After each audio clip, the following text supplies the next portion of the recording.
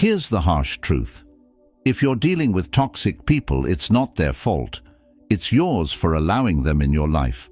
But don't worry, I'll show you how to take back control and leave them powerless. Toxic people don't just appear out of nowhere. They thrive on the cracks in your boundaries, feeding off your reactions. Most people let them wreak havoc because they're too afraid to confront the hard reality. You can't fix them, but you can outsmart them. In this video, I'll reveal brutally honest and foolproof ways to handle toxic individuals, and by the end, you'll realize that your peace was always in your hands. 1. Forgive, but don't forget. Forgiveness is one of the most misunderstood virtues. Many people think forgiving someone means you're weak, naive, or willing to overlook the pain they caused you. But true forgiveness is none of that. It's not about excusing someone's behavior or welcoming them back into your life with open arms. It's about liberating yourself from the chains of resentment. I learned this the hard way. Years ago, I had a close friend, let's call them Alex. We were inseparable, or so I thought. One day, I confided in Alex about something deeply personal, trusting they would keep it between us. But a week later, I found out they had shared my secret with others, twisting the story in a way that painted me in the worst possible light. The betrayal cut deep. I was furious, not just at Alex, but at myself for trusting them in the first place. The anger stayed with me for months, maybe even years. Every time I saw them, or even heard their name, it felt like the wound was reopening. I carried that resentment everywhere, and I didn't realize how much it was weighing me down.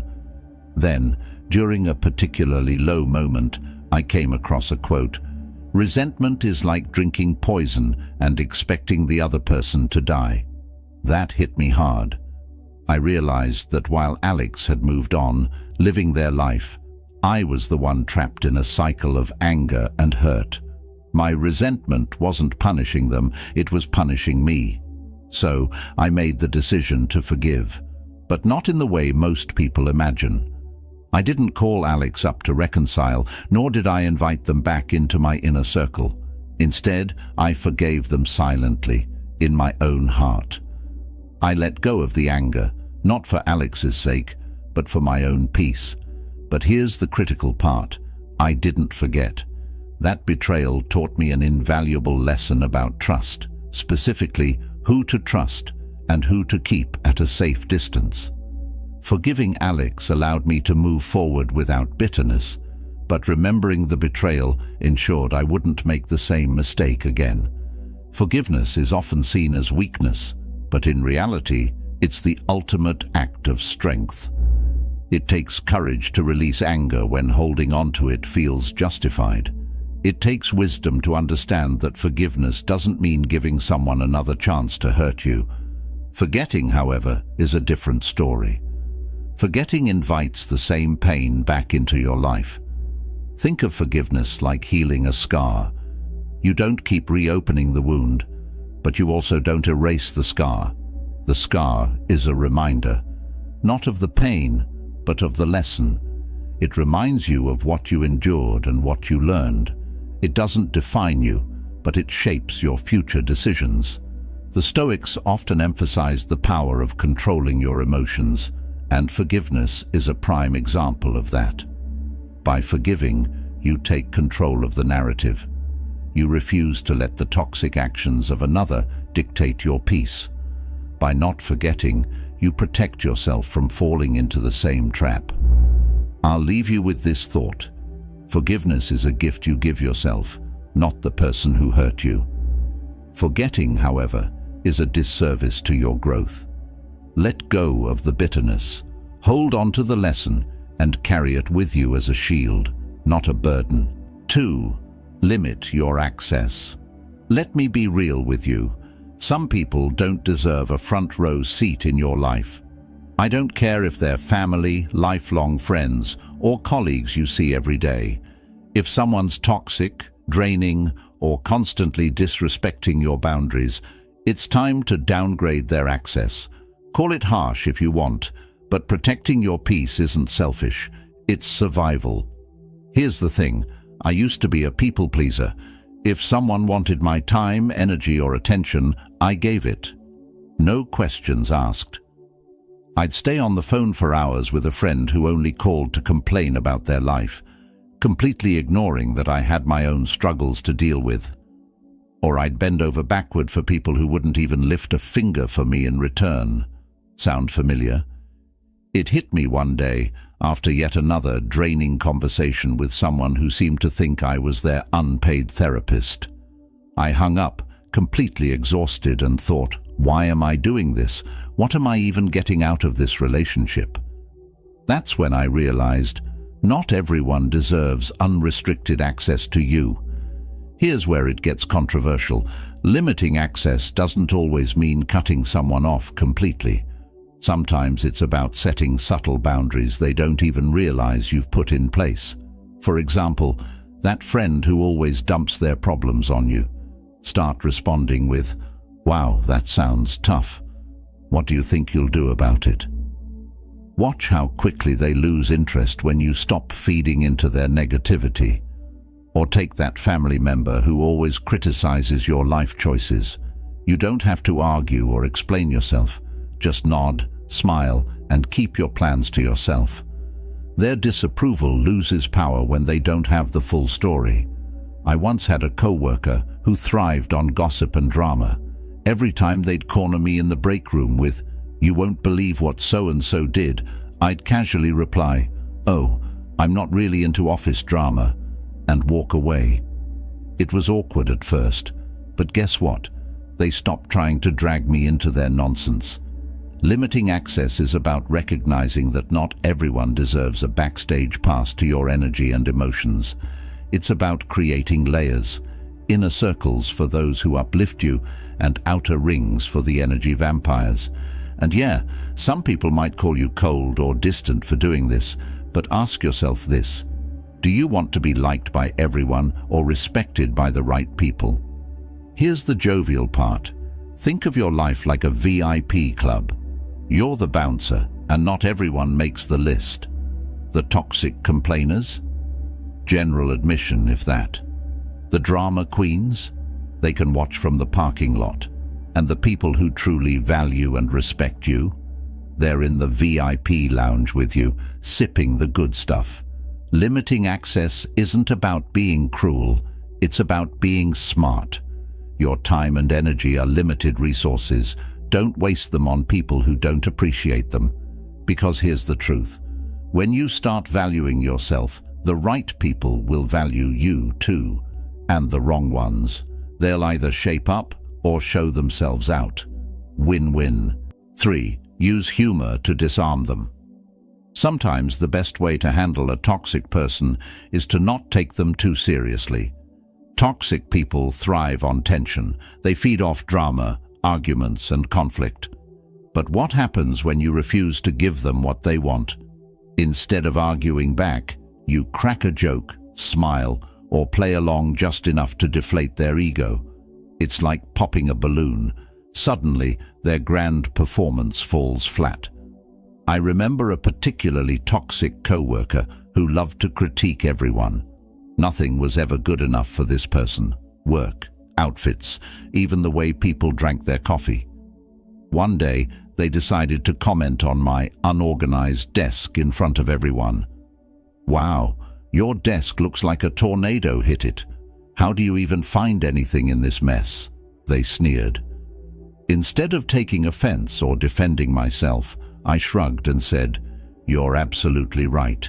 This is my creative chaos. Albert Einstein's desk was messier than mine, so clearly I'm on track for genius." The group laughed, and their attempt to embarrass me completely backfired. After that, they never bothered me about my desk again.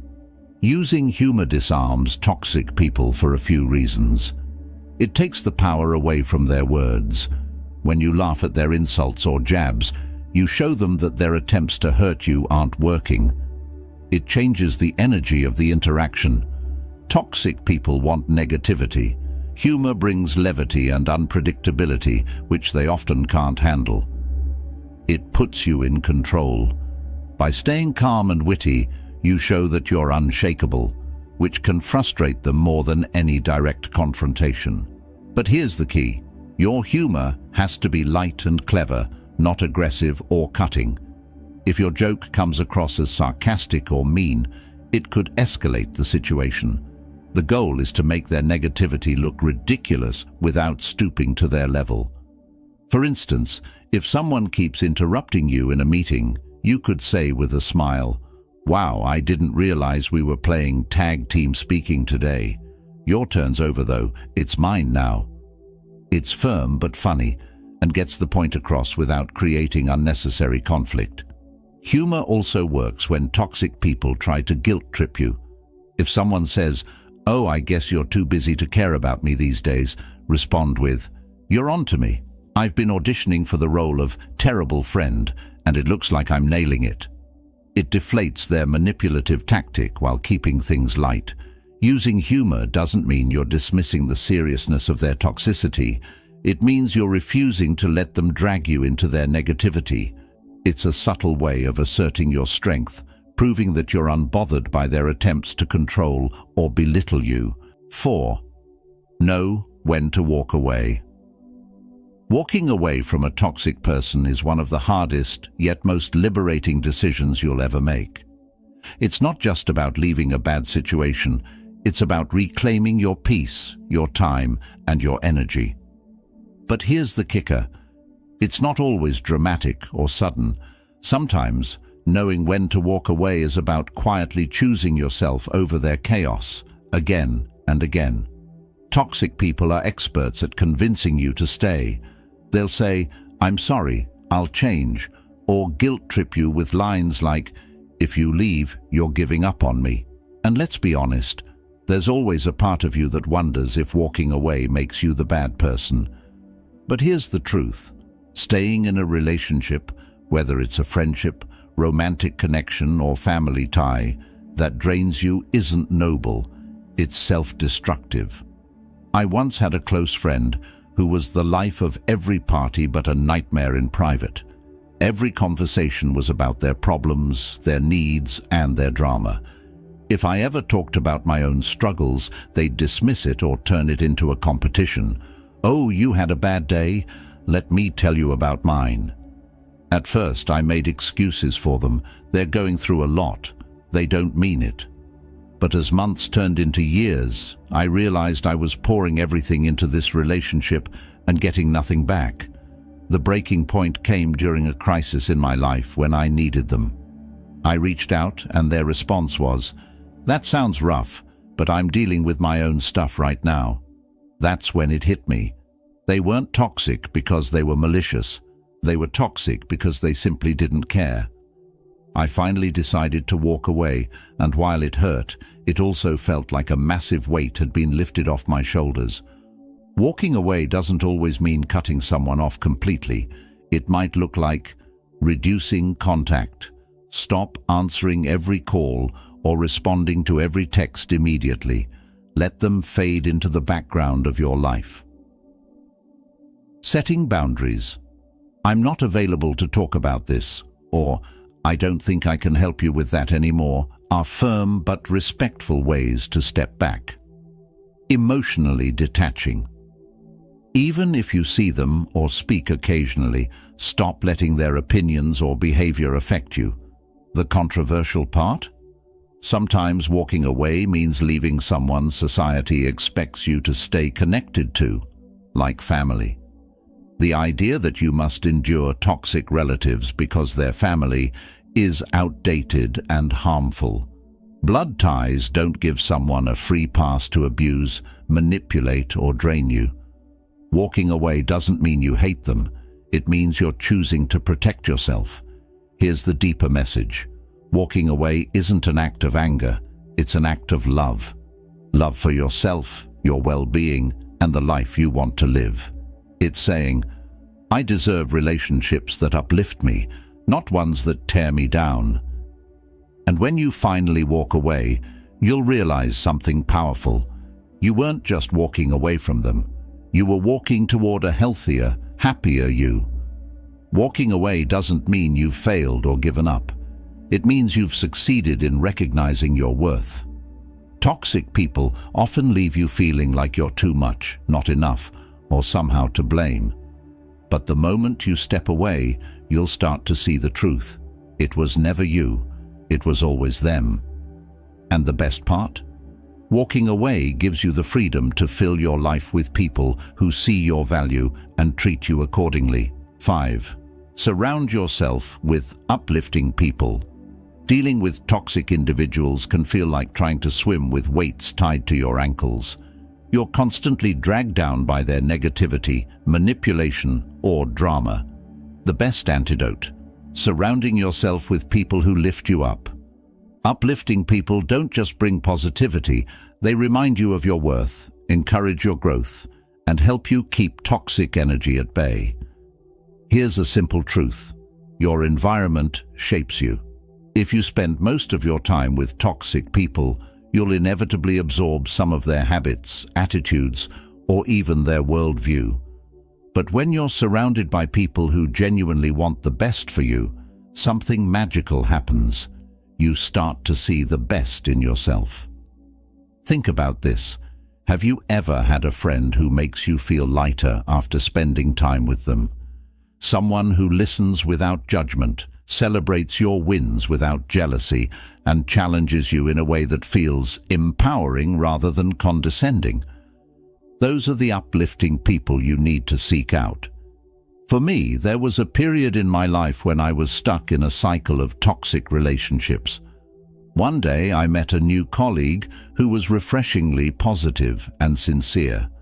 They'd say things like, "You're really good at this. Why don't you take the lead?" Or, "You handled that situation so well." Their encouragement was so genuine that it shocked me.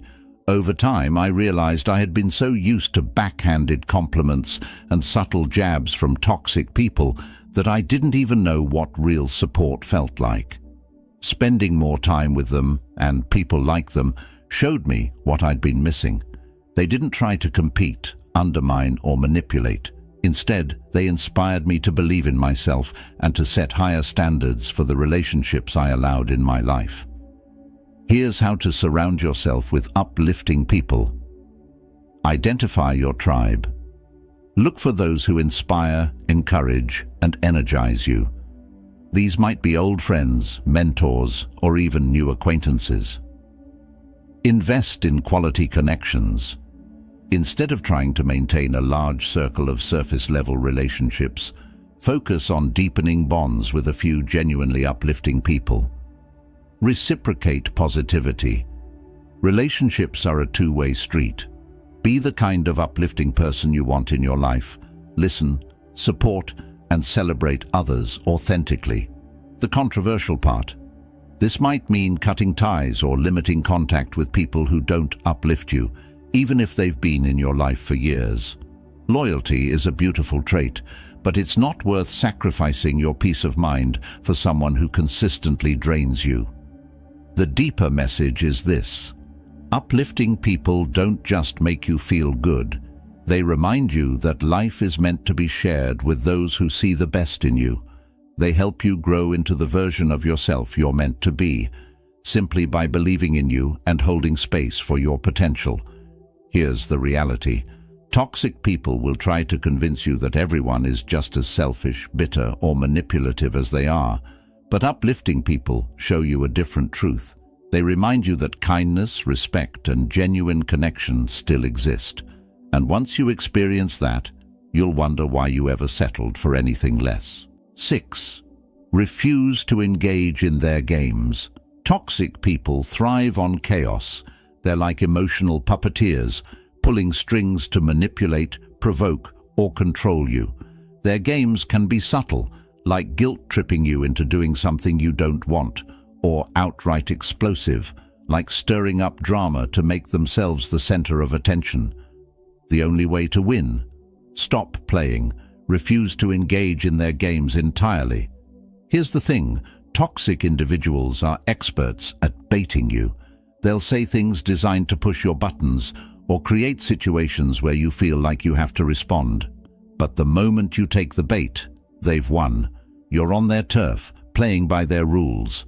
By refusing to engage, you take away their power and leave them spinning in their own chaos. I remember dealing with a particularly toxic family member who loved to stir up arguments at gatherings. They'd throw out passive-aggressive comments like, "It must be nice to have so much free time. Some of us actually work hard." At first, I'd try to explain myself or defend my choices, but it only made things worse. They'd twist my words, escalate the argument, and somehow make me the bad guy. One day I decided to stop playing their game. When they made another snide remark, I just smiled and said, "You're entitled to your opinion," then changed the subject. They tried again, but I stayed calm and disengaged. You could see the frustration on their face. They weren't getting the reaction they wanted. Over time, they stopped targeting me because I refused to give them what they craved: drama. Refusing to engage isn't about being passive, it's about being strategic. Here's how you can master this skill. Recognize the bait. Pay attention to the patterns, what triggers you, and how do they try to provoke you. Once you spot their tactics, you can prepare to respond differently. Stay calm. Toxic people want an emotional reaction. Keep your composure and don't let their antics dictate your mood. Respond minimally or not at all. Sometimes silence is your best weapon. Other times a neutral, non-committal response like, "That's interesting," or "I see," is enough to shut them down. Set boundaries. Make it clear that you won't entertain their behavior. For example, "I'm not going to argue about this," or "Let's talk when you're ready to have a productive conversation." The controversial part. Refusing to engage doesn't mean being a doormat. It means choosing not to fight battles that aren't worth your energy. Toxic people may accuse you of being cold, dismissive, or even cowardly, but that's their way of trying to pull you back into the game. Remember, their opinion doesn't define you. The deeper message here is about control, yours.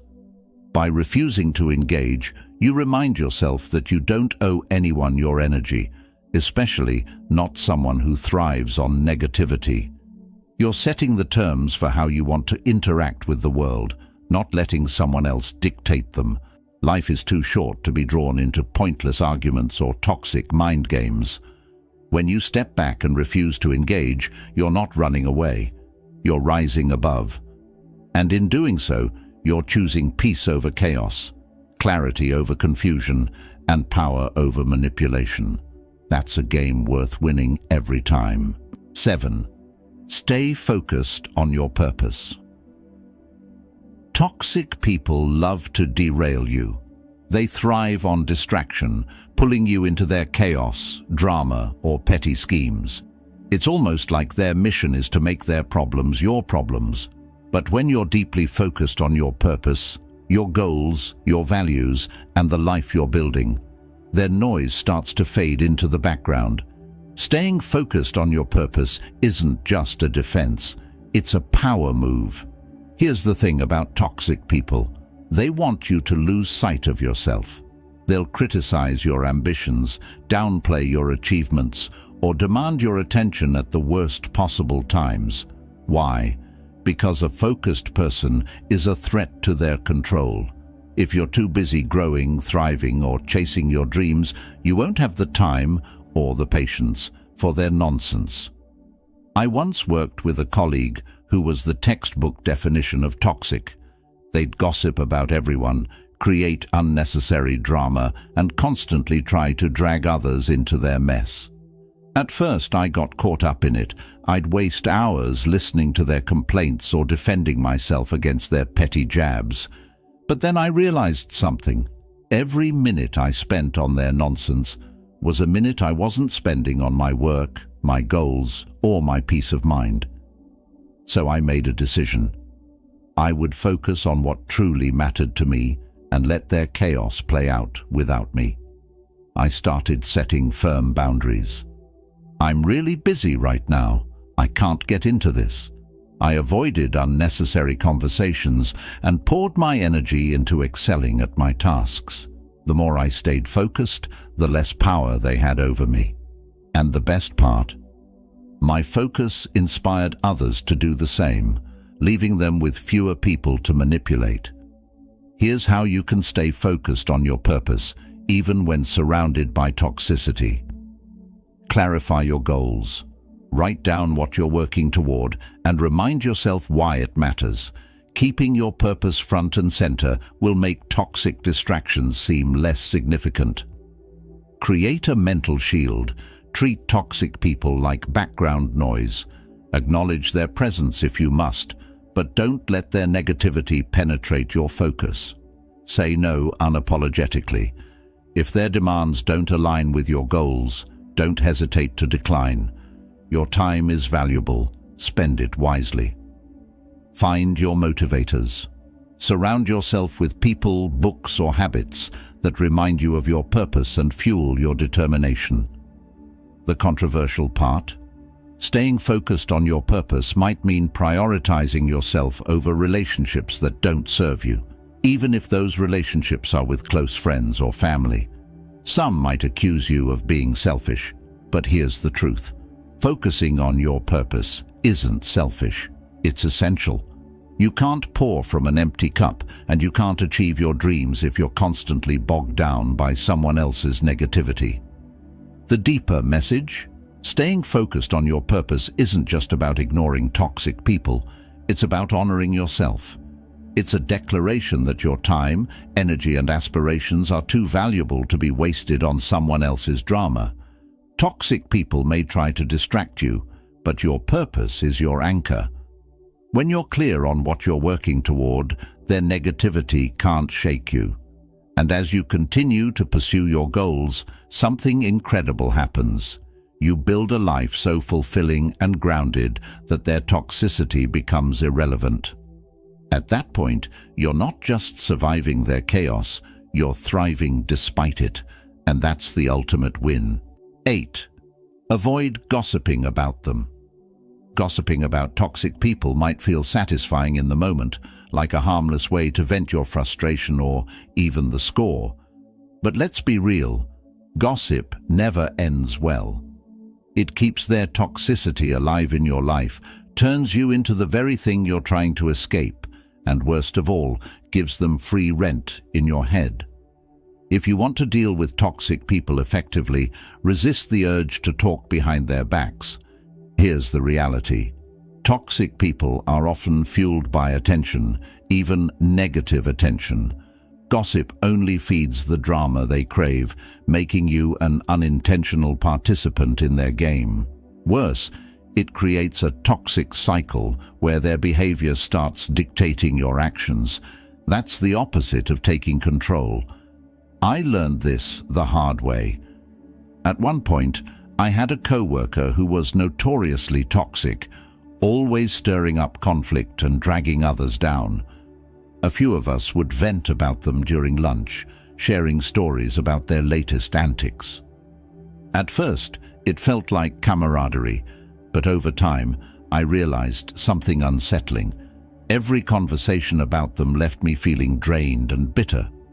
Worse, they somehow found out about our gossip and used it to paint themselves as the victim. From that moment, I decided to stop engaging in gossip. Instead, I focused on maintaining my professionalism and addressing issues directly when necessary. It wasn't always easy. There were times I really wanted to vent, but I noticed a shift. By stepping out of the gossip loop, I reclaimed my energy and my integrity.